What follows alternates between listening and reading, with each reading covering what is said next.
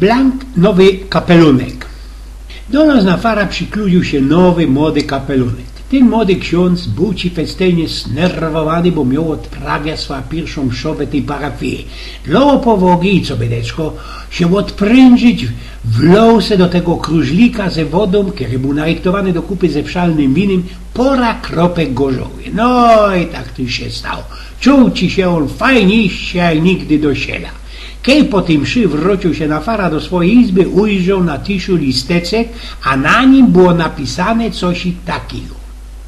Mój roztomieły kapelunku, następną razem doli ino pora kropek gorzoły do wody, ani pora kropek wody do gorzoły. To za pierwsze. A teraz posłuchaj genau i zapamiętaj to na zawsze. Mszo zetwo ino godzina, a nie 2 połowy po 45 minut. Jest 10 ino przykazaniów boskich, a nie 12. Jest ale 12 apostli, a nie 10. Krzyż trzeba mianować genau krzyż, a nie goda co to jest srogie tej.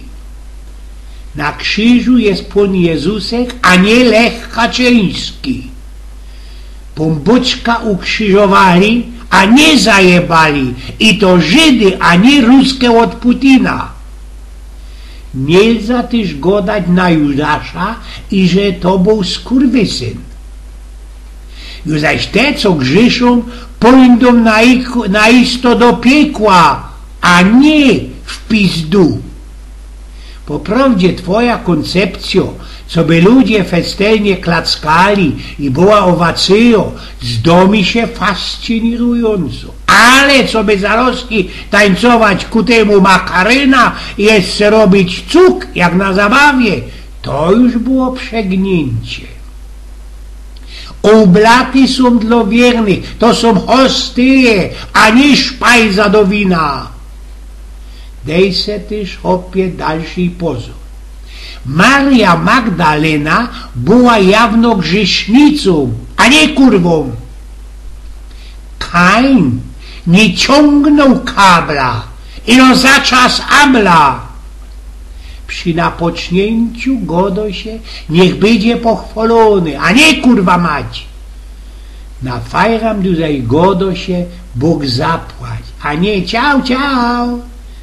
Na ostatek, po chozaniu, ślazuje się ze kazatelnicy po lekuśku, po słodach, a nie zjeżdża się po gelędrze.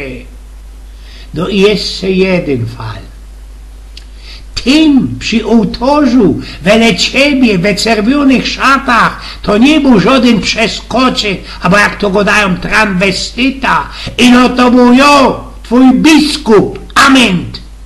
Eugen z Pnioków.